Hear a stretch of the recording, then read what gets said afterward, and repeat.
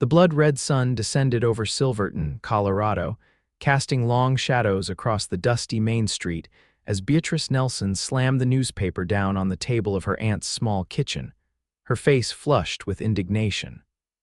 5 acres sold to another man who doesn't even plan to work it himself. I offered more money, Aunt Martha. More money, and they still refused me. It was 1878, and Beatrice, or Bea as most called her, had spent nearly 3 years saving every penny from her work as a schoolteacher with dreams of purchasing land of her own. At 24, she was considered a spinster by most in town, a fact that bothered her far less than their dismissal of her ambitions.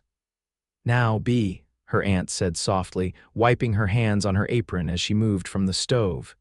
"You know how things are. Women don't own property unless they inherit it or marry into it. That's just how the world works." "It shouldn't be," Bea replied, smoothing back a strand of chestnut hair that had escaped her practical bun. Her green eyes flashed with determination. "The world can change, Aunt Martha." "It must change," Aunt Martha sighed, the lines around her eyes deepening. She'd taken Bea in after her parents died of influenza when Bea was 16, and she loved her niece dearly, but the girl's notions worried her. "You'll only find heartache chasing impossible dreams, child." Bea stood, straightening her simple blue dress. "I'm going for a walk. I need to clear my head." The streets of Silverton were busy despite the approaching dusk. The mining town nestled in the San Juan Mountains had grown substantially since silver had been discovered, bringing fortune seekers, merchants, and all manner of folk looking to stake their claim on the future. As Bea walked, nodding politely to those who greeted her, she couldn't help but notice the empty plot at the edge of town, 5 perfectly good acres that would now sit unused while Mr. Henderson, the banker who'd purchased it, waited for the value to increase. "Miss Nelson." The booming voice of Mr. Whitaker, the general store owner, called from his doorway. "Just the lady I wanted to see," Bea approached, forcing a smile. "Good evening, Mr. Whitaker. How may I help you?" The portly man rocked on his heels, his thumbs hooked in his vest pockets. "Heard you were asking about that land again. When are you going to give up this foolishness and find yourself a husband? Pretty girl like you shouldn't be worrying about property deeds." She felt her cheeks burn, but kept her voice steady. "I find land to be far more reliable than most men, Mr. Whitaker." He laughed, too loudly, drawing the attention of several passers-by. "Land needs a man to work it, Miss Nelson. What would you do with acres all by yourself? Teach the cornfields to read." Laughter rippled through the small crowd that had begun to gather, and Bea felt her face grow hotter. This wasn't the first time her aspirations had become fodder for the town's amusement, but it stung no less. "I believe Miss Nelson would do just fine with her own land," came a deep voice from behind her. Bea turned to see Jack Thornton dismounting from his horse. The tall cowboy removed his hat, revealing sun-streaked brown hair that needed a trim. His blue eyes held a kindness that contrasted with the weather-beaten lines of his face.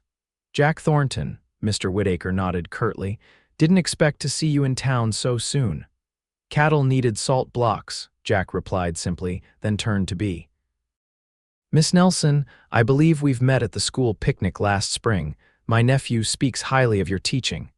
Bea remembered him now, the quiet rancher who donated beef for the school gathering. He owned the Double T Ranch several miles outside of town. "Mr. Thornton." "Yes, Timothy is a bright student. Thank you." Jack replaced his hat, tipping it slightly. "If you're serious about land, Miss Nelson, perhaps you'd allow me to escort you to the mercantile. I have some thoughts that might interest you." Before she could respond, Mr. Whitaker scoffed. "She wants to buy land, Thornton, on a teacher's salary. Can you imagine?" "I can," Jack replied coolly. "And I admire the ambition." Bea's surprise must have shown on her face because Jack's expression softened. "Shall we, Miss Nelson?" She nodded, grateful for the unexpected alliance, and fell into step beside him. As they walked away from the onlookers, she heard whispers and snickers but held her head high. "You didn't need to do that," she said quietly when they were out of earshot. "No, but I wanted to," he replied. "This town can be hard on those who think differently." He paused outside the mercantile. "I meant what I said about having some thoughts. I've got plenty of land, more than I can manage properly with just me and a few hands. Been thinking of ways to make it more productive." Bea looked up at him suspiciously. "What exactly are you proposing, Mr. Thornton? A business arrangement, perhaps, or at least a conversation about possibilities?" He gestured to the mercantile's small seating area. "Would you join me for coffee tomorrow? We can discuss it properly." She hesitated. Unmarried women in Silverton didn't simply meet men for coffee, but she was intrigued and tired of doors closing in her face. 2 o'clock, she agreed. "But I should warn you, Mr. Thornton, if you're hoping to humor me or waste my time, I've had quite enough of that already." A smile pulled at the corner of his mouth. "Miss Nelson, you strike me as someone whose time is far too valuable to waste." The next day, Bea arrived at the mercantile precisely at 2 o'clock, her ledger tucked under her arm. She'd spent half the night reviewing her savings and calculations, determined to appear professional and prepared. Jack was already waiting, hat resting on the table, coffee steaming in front of him. He stood as she approached, pulling out a chair. "Thank you for coming, Miss Nelson." "I'm curious about your proposal, Mr. Thornton," she said, settling her skirts as she sat. He signaled to the proprietor for another coffee. "It's not so much a proposal yet as an idea. I've got 800 acres, much of it good grazing land. But there's about 40 acres along the creek that would be perfect for crops, vegetables, maybe some fruit trees. Problem is, I don't have the time or, frankly, the knowledge for farming." Bea accepted the coffee with a nod of thanks. "And you think I do? I think you're smart and determined. I also know your father was one of the best farmers in the valley before he passed." Jack took a sip of his coffee. "What if we worked out an arrangement? You could lease that parcel, build what you need, farm it as you see fit. If it goes well, maybe we discuss more permanent options down the road." She studied him, trying to discern his true motivation. "Why would you offer this to me? You hardly know me." Jack set his cup down, considering his words. "My sister was a lot like you, full of dreams, always pushing against what everyone said she couldn't do. She died before she got the chance to prove them wrong." His eyes, when they met hers, were sincere. "I believe people should get their shot, Miss Nelson, and I've got plenty of land to share with someone who'll respect it." Bea opened her ledger, still cautious. "I'd need to see the land first." "And we would need very clear terms in writing," he nodded. "Of course, I could take you out there this Saturday if that suits. Bring your aunt as chaperone if it makes you more comfortable." "I'll speak with her," Bea agreed, her mind already racing with possibilities. "But Mr. Thornton, I need to be clear, I'm not looking for a husband or a protector. If we proceed, this would be a business arrangement." Jack's expression remained steady. "Understood, Miss Nelson. I respect your independence." As they continued discussing potential terms, Bea found herself warming to Jack Thornton. Unlike most men in Silverton, he spoke to her as an equal, valuing her opinions and knowledge. By the time they parted an hour later, she felt a cautious hope blossoming. Saturday dawned clear and bright. Aunt Martha, after much persuasion, agreed to accompany Bea to the Double T Ranch. As Jack drove them in his wagon along the winding trail, Bea couldn't help but admire the stunning landscape. The San Juan Mountains rose majestically in the distance, and wildflowers dotted the meadows in bursts of color. "It's beautiful country," she said, breaking a comfortable silence. Jack nodded, his eyes scanning the horizon with obvious pride. "My father claimed this land when I was just a boy. Worked himself to the bone building it up." He pointed to a distant ridge. "Property line runs along there, then follows the creek down to that stand of cottonwoods." The ranch house came into view, a sturdy 2-story structure with a wide porch and smoke curling from the chimney. Several outbuildings clustered nearby, and in the distance, cattle grazed peacefully. "Oh my," Aunt Martha murmured, clearly impressed by the operation. Jack helped them down from the wagon, then led them inside where his housekeeper, Mrs. Fletcher, had prepared tea. After refreshments and introductions to Timothy and Jack's foreman, Hank Miller, they set off to view the land he'd mentioned. The 40 acres ran alongside a clear, rushing creek, with rich soil that Bea could already envision nurturing vegetables and perhaps an orchard. While Aunt Martha rested in the shade, Jack walked Bea through the parcel, answering her questions patiently. The water rights are secure, he explained. Creeks never run dry even in the worst drought years. Bee knelt, running her fingers through the soil. This is good earth. Better than what I was trying to buy in town. That's what I thought, Jack said, watching her with a smile. There's an old cabin about a quarter-mile upstream. Needs work, but it's sound. Could be fixed up if you wanted to stay out here sometimes rather than riding back and forth from town. She stood, brushing dirt from her hands. You've thought this through? I try to be thorough. He hesitated, then added, there's something else I should mention. Most of my hands are good men, but ranching work attracts rough types sometimes.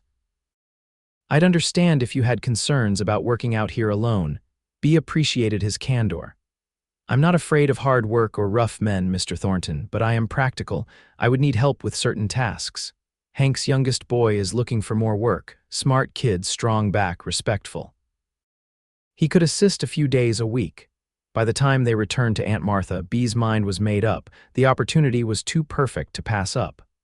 I'd like to proceed with our arrangement, Mr. Thornton, if you're still amenable. Jack's smile reached his eyes. I was hoping you'd say that. I'll have the papers drawn up next week. On the ride back to town, Aunt Martha was unusually quiet. Finally, as Silverton came into view, she spoke. He seems a good man, Beatrice, but people will talk. People always talk, Aunt Martha. I've stopped letting it determine my choices. The older woman patted her hand. I'm proud of you, dear. Your mother would be too. 2 weeks later, Bee signed the lease agreement for 40 acres of double T land. The terms were fair more than fair, really, and included provisions for her to purchase the parcel outright after 5 years if both parties agreed. Jack had also arranged for supplies from the lumber mill to repair the cabin and build basic farming structures. Word spread quickly through Silverton. Some, like Mr. Whitaker, openly laughed at her venture. She'll be running back to town with her tail between her legs before the first frost, he declared to anyone who would listen. Others were more cautiously supportive, particularly the wives of miners and ranchers who understood the value of having locally grown produce. The school board, thankfully, agreed to let her continue teaching while pursuing her farming endeavor, though they made it clear they expected her full attention during school hours. Through it all, Jack remained steadfast in his support, offering practical advice without overstepping.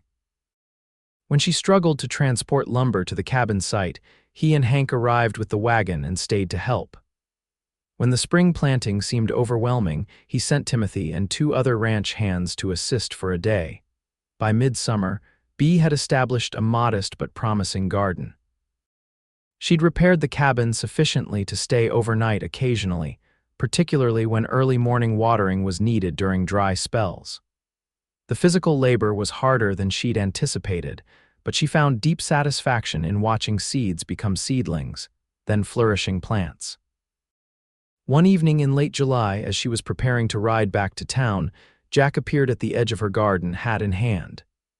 Evening, Miss Nelson. Thought I'd check how those tomato plants are faring. Bee straightened, wiping sweat from her brow. See for yourself. First fruits should be ready within a week.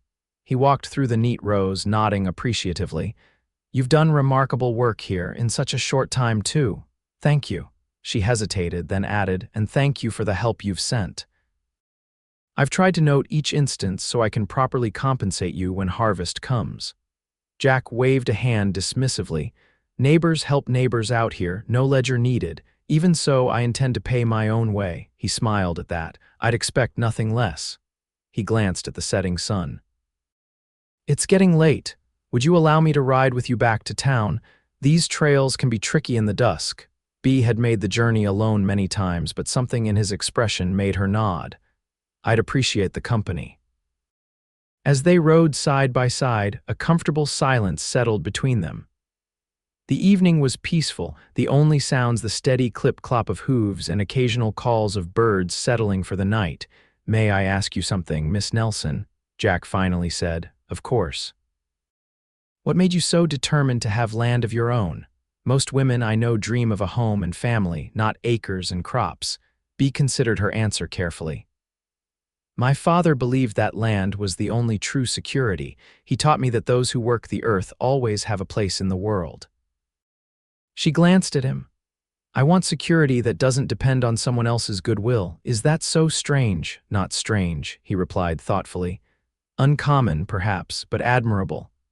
As they approached the outskirts of town, Bea realized she'd enjoyed their quiet ride more than she cared to admit.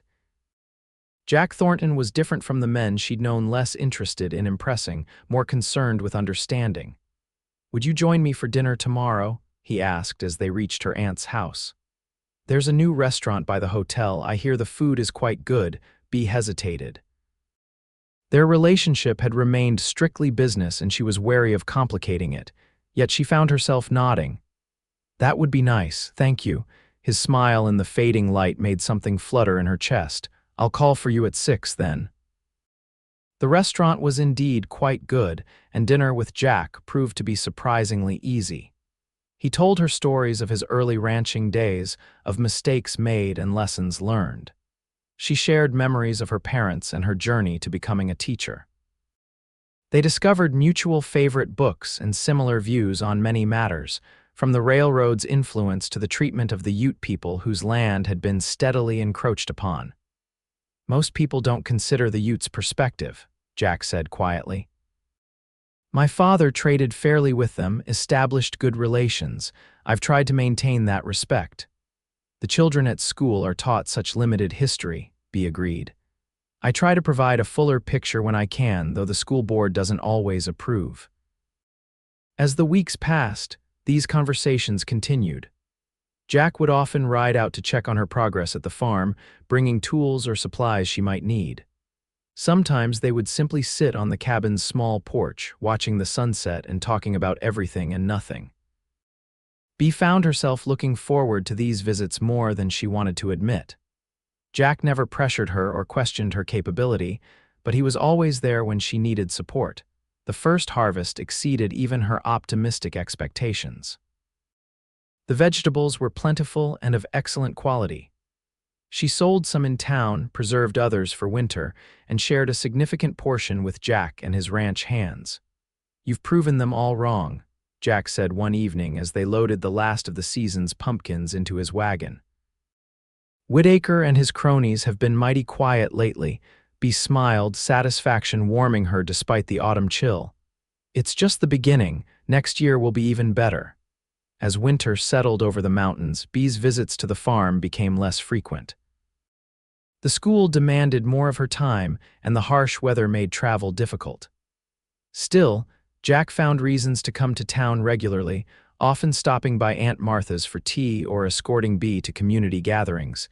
People noticed, of course. Whispers circulated about the nature of their relationship, some kind, others less so. Aunt Martha observed with quiet approval, though she never pushed. He looks at you like your sunshine after a storm, she commented one evening after Jack had departed. Bea busied herself with mending to hide her blush. We're friends and business partners, that's all, if you say so, dear. But as Christmas approached, Bea found herself contemplating her feelings more honestly. Jack had become important to her in ways she hadn't anticipated. His steady presence, his respect for her dreams, the way his rare full smile transformed his face, all these things had worked their way into her heart. Still, she hesitated to acknowledge these feelings, even to herself. Her independence, her land, these were her priorities. Romance had never been part of her plan. The town's Christmas celebration brought matters to a head. Snow had been falling steadily all day, transforming Silverton into a picturesque winter scene. The community hall was decorated with evergreen boughs and red ribbons, and a massive tree dominated one corner. Jack arrived to escort Bea and Aunt Martha, looking uncommonly formal in a clean suit and freshly trimmed hair. When his eyes found Bea in her best green dress, something in his expression made her breath catch. You look beautiful, he said simply. The evening passed in a blur of music, laughter, and good food. Jack stayed close to Bea's side, his hand occasionally finding the small of her back as they navigated the crowded room. When the musicians struck up a waltz, he turned to her with a questioning look. Would you do me the honor, Miss Nelson? Dancing had never been Bea's strength, but in Jack's arms, she felt graceful and secure. As he guided her around the floor, she became aware of the warmth in his eyes, the way he held her just a fraction closer than propriety strictly allowed. "People are watching," she murmured, noticing the curious glances. "Let them," he replied. "I'm only interested in one person's opinion tonight." When the dance ended, Jack didn't release her hand immediately. "Would you step outside with me for a moment? I need some air." The porch of the community hall was deserted, the other revelers staying inside where it was warm. Snow continued to fall, creating a hushed, private world. "Beatrice," Jack said, using her full name for the first time, "I've been thinking a lot about the future lately." Her heart began to race. "Have you?" He nodded, taking both her hands in his. "This past year, watching you work that land, seeing your determination and spirit, it's been the greatest privilege of my life." "Jack, please let me finish," he said gently. "I know how important your independence is to you. I know you didn't set out looking for anything beyond that patch of land and the satisfaction of proving yourself. But I find myself hoping that perhaps there might be room in your plans for something more." She looked up at him, at the snow catching in his eyelashes and the vulnerability in his expression. "What are you saying exactly?" "I'm saying that I love you, Beatrice Nelson. I love your stubborn determination and your gentle heart. I love watching you with the children at school and with the plants in your garden." He squeezed her hands. "I'm not asking you to give up anything. Your land, your teaching, they're part of who you are and who I've fallen in love with." Bea felt tears welling in her eyes. "And what would you propose instead?" "A partnership. A real one. You keep your name on those 40 acres, add more if you want. Keep teaching if it brings you joy, but let me be by your side through it all." He released one of her hands to reach into his pocket, withdrawing a small box. "Let me be your husband and you be my wife, and together we'll build something neither of us could create alone." Inside the box was a delicate gold ring with a small pearl, not flashy or extravagant but thoughtfully chosen. "It was my mother's," he said quietly. "She was a strong woman too." Bea stared at the ring, then into the eyes of the man who had believed in her when no one else would. The man who offered not to rescue her from her dreams but to help her fulfill them. "People will say you only wanted my farming skills for your land," she said, a final test. Jack smiled, a hint of mischief in his eyes. "Let them talk, we'll know the truth, and the truth is, Bea Nelson, I'd love you if you never planted another seed in your life." She closed the distance between them, her free hand reaching up to touch his face. "Yes," she whispered, "yes to all of it." His kiss was gentle at first, then deepened with a passion that left her breathless. When they finally broke apart, snowflakes had dusted them both with white. "Merry Christmas, Bea," he murmured against her hair. "Merry Christmas, Jack." They were married in the spring, when the mountains wore their first green and wildflowers carpeted the meadows. The ceremony took place on Bea's land, their land now beside the creek that had nurtured her first successful crops. Many in Silverton attended, including some who had once mocked her dreams. Mr. Whitaker brought a fine set of china as a wedding gift, his expression sheepish as he presented it. "Seems I was wrong about a woman's capability with land," he admitted. "Your vegetables were the finest I've ever tasted, Mrs. Thornton." "It's still Miss Nelson professionally," she corrected him with a smile, "but I thank you for the acknowledgement." Their life together unfolded with the rhythm of the seasons. Bea continued teaching through that first year of marriage, riding to town each morning and returning to the ranch each evening. Jack expanded her garden into a proper farm, hiring 2 more hands specifically to assist with the agricultural side of their operation. Together, they renovated the cabin into a comfortable home where they spent most nights, though they maintained rooms in the main ranch house for harsh weather. By their first anniversary, Bea had established regular shipments of produce to merchants not just in Silverton but in Durango as well. Her reputation for quality grew, and with it came a steady income that was all her own, exactly as she had dreamed. "I'm thinking of resigning from the school next year," she told Jack one evening as they sat on their porch, watching the sunset paint the mountains gold and crimson. He looked at her in surprise. "Are you certain you love teaching?" "I do," she acknowledged, "but the farm needs more of my attention if we're to expand as we've discussed." She hesitated, then added with a smile, "And there's another consideration." Jack's brow furrowed in confusion until she took his hand and placed it gently on her stomach. "B," he whispered, hope and wonder dawning in his eyes, "due in November, according to Dr. Matthews." The joy that transformed his face was worth every moment of morning sickness she'd secretly endured these past weeks. He gathered her into his arms, laughing and crying all at once. "A baby," he kept saying. "We're having a baby." As he held her, Bea reflected on how far she'd come from that frustrated young woman slamming a newspaper onto her aunt's kitchen table. She had her land more than she'd initially dreamed of, and now a family of her own making, with a man who viewed her strength as an asset rather than a liability. That autumn, as the harvest was completed and the first snow threatened, Beatrice gave birth to a healthy baby boy they named Thomas after her father. Jack paced the ranch house during her labor, terrified and exhilarated in equal measure.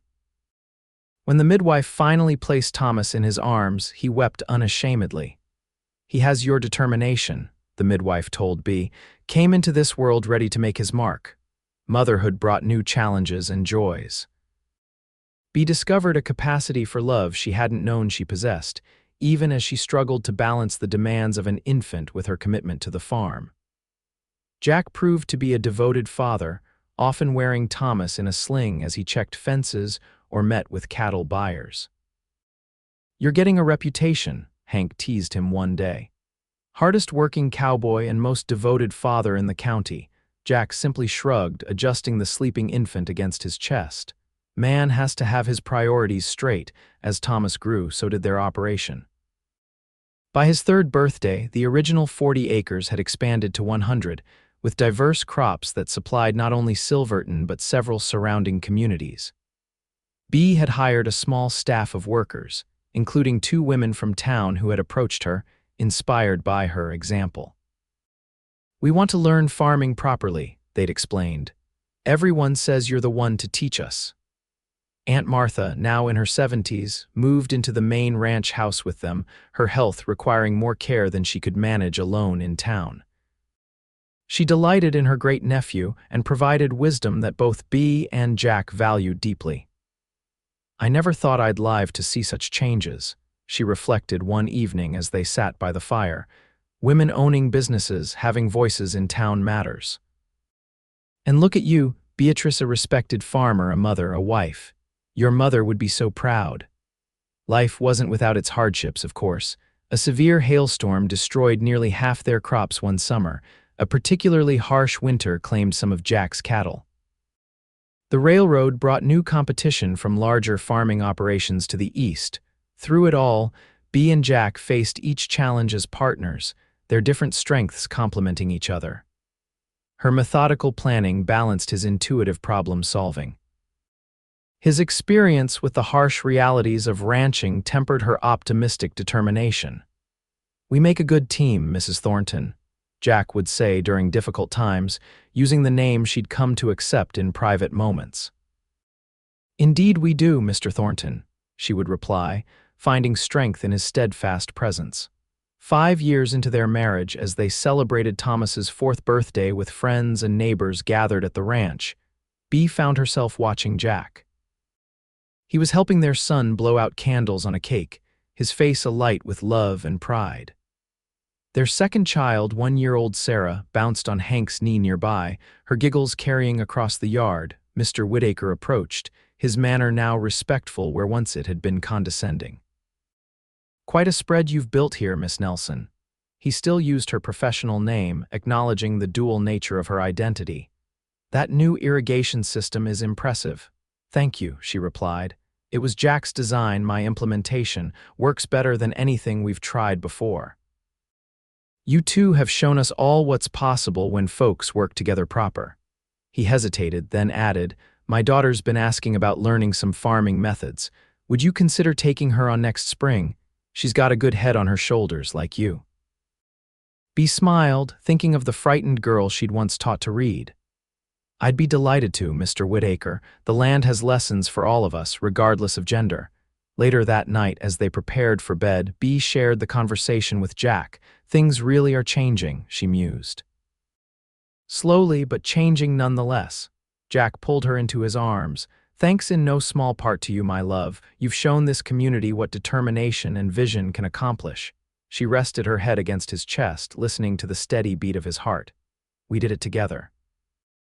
Your belief in me made all the difference. I just recognized what was already there, he said, stroking her hair. You would have found your way eventually, with or without my land to share. Perhaps, she acknowledged, but I'm grateful our paths crossed when they did. She looked up at him, still moved by the love she saw in his eyes after all these years. Do you remember what you said to me that first day in town, when Whitaker and the others were mocking me? That I admired your ambition. You said you had plenty of land to share. It seemed like such a simple offer at the time. Jack smiled, pulling her closer. Best offer I ever made. Best offer I ever accepted, she replied, rising on tiptoes to kiss him. As the years passed, their partnership deepened and evolved. The Double T Ranch became known throughout Colorado, not just for its cattle, but for its innovative farming practices. Bea published articles in agricultural journals about crop rotation and irrigation techniques, gaining recognition far beyond Silverton. Jack expanded the cattle operation, introducing new breeding methods that improved their stock. Thomas grew into a thoughtful young man who combined his father's love of the land with his mother's intellectual curiosity. Sarah developed a particular talent for working with horses, becoming by age 12 one of the finest riders in the county. And to the delight of both parents, a third child joined their family when Bea was 38, a surprise daughter they named Elizabeth, who brought renewed joy to the ranch. On their 15th wedding anniversary, Jack surprised Bea with a deed. The original 40 acres that had been leased, then jointly owned, were now legally in her name alone. But why? She asked, confused by the document. We share everything. Because it matters, he said simply. Because all those years ago, you set out to own land in your own right, and I want you to have that completely. Tears filled her eyes as she understood the depth of his gift, not just the land itself, but the acknowledgement of her original dream. Thank you, she whispered. For understanding why this matters, he gathered her close. You've given me so much more than I ever imagined possible, Beatrice. A family, a purpose, a partnership I treasure every day. This is a small thing in comparison. But they both knew it wasn't small at all. It was the culmination of a journey that had begun that day in Silverton, when a determined young woman refused to let others dictate her possibilities, and a quiet cowboy recognized in her a spirit that matched his own. As they stood together on the porch of the home they'd built, looking out over fields bursting with life and the mountains standing eternal in the distance, Bea felt a profound sense of fulfillment. They mocked my dreams once, she said softly. Said a woman couldn't manage land on her own. Jack's arm tightened around her waist. And now they come to you for advice. She turned to face him, this man who had become the greatest blessing of her life. I didn't do it on my own, though, not really. No, he agreed, his eyes holding hers with the same warmth that had captured her heart all those years ago. We did it together, that's the beauty of it. As the sun set on another day at the Double T Ranch, painting the sky in hues of gold and crimson, Beatrice Nelson Thornton stood beside the man who had offered to share his land and ended up sharing his life instead. Their children's laughter echoed from the barn, where Thomas was showing his sisters a new foal. The scent of fresh baked bread drifted from the kitchen where Aunt Martha, still spry despite her years, was preparing dinner with their housekeeper. I love you, Jack Thornton, Bea said, the words as true now as the first time she'd spoken them. And I love you, Beatrice Thornton, he replied, bending to kiss her with the tenderness that had never diminished. Today, tomorrow, and all the days after. Together, they had built a legacy greater than either could have imagined alone, not just in the fertile acres that stretched before them or the respected Double T brand, but in the lives they'd touched, the changes they'd helped bring about, and the love that had transformed them both. In Silverton, Colorado, they said the most beautiful sight wasn't the mountains at sunset or the aspen trees in autumn. but the way Beatrice and Jackson Thornton still looked at each other after all these years with respect, admiration, and a love that had only grown stronger with each passing season.